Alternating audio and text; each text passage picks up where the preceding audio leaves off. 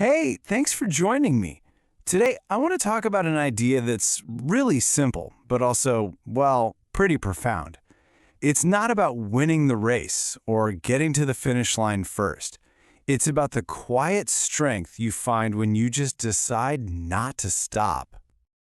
Have you ever felt that? That little bit of panic that you're falling behind? Our whole culture seems to be about the overnight success story, right? There's this constant pressure to go faster, achieve more right now. And it can leave you with this low hum of anxiety, this feeling that if you're not speeding up, you must be doing something wrong. But what if there's a better way to look at it? An older way? This piece of wisdom from Confucius, it just offers a totally different perspective. It suggests the real win isn't about your pace. It's about your commitment to just keep moving. The focus completely shifts from speed to simple perseverance. And look, this isn't just some abstract philosophical concept. It's something people actually live through. The story that really got me thinking about this was about a 7-year journey. 7 years just to get a single promotion at work. A goal that, you can imagine, felt impossibly far away most of the time. You know how these long journeys go? It had a very real, very human arc. It all started with hope, right?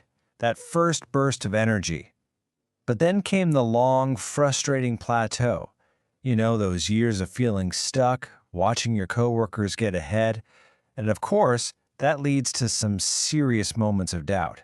You start asking yourself, is this even worth it? Should I just give up?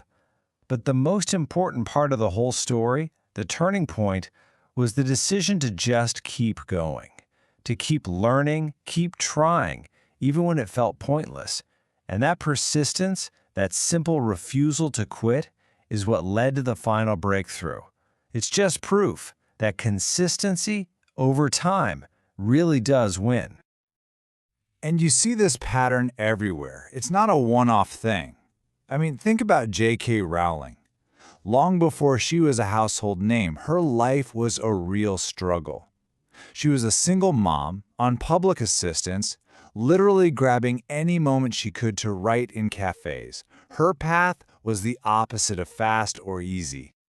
So when she finally finished the manuscript for Harry Potter, she sent it out, probably full of hope, and it was rejected. And not just once or twice, she was rejected by 12 different publishers. Can you even imagine that?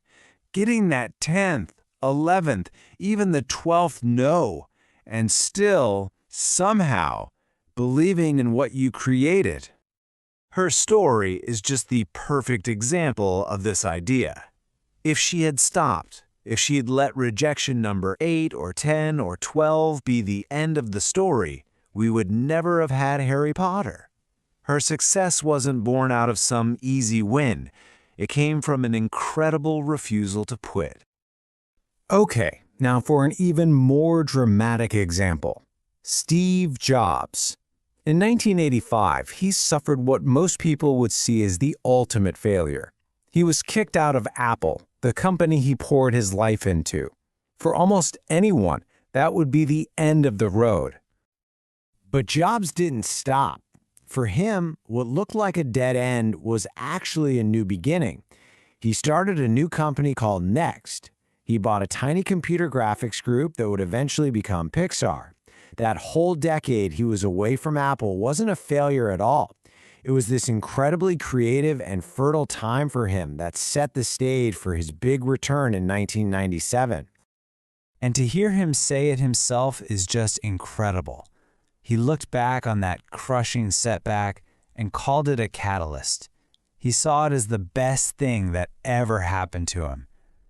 It just goes to show you, it's not the setback that defines you. It's the decision to keep going after you get knocked down. So what we're really talking about here are two totally different ways to live, two different paths. There's the path of speed, which is all about the finish line. It's fueled by what other people think, by getting that external validation. and it usually leads to a lot of anxiety and burnout.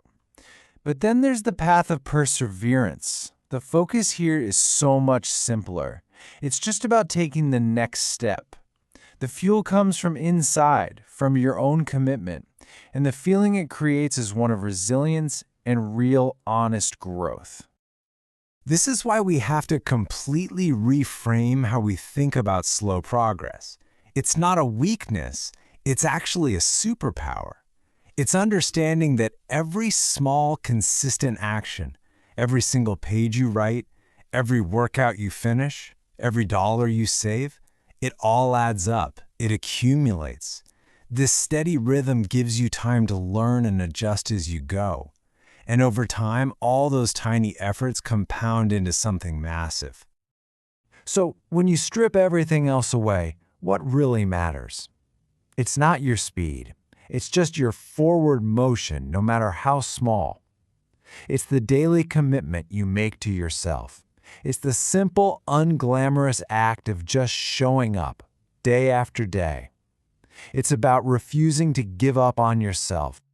Because really, when you think about it, as long as you're still moving, still trying, still learning, you haven't actually failed. The only real way to fail is to stop completely. So, let's just end with this thought. For just a moment, forget about the finish line. Forget about how far you still have to go. What is one small, manageable step forward that you can take and really honor today? Because that one little step, that's where the whole art of not stopping truly begins.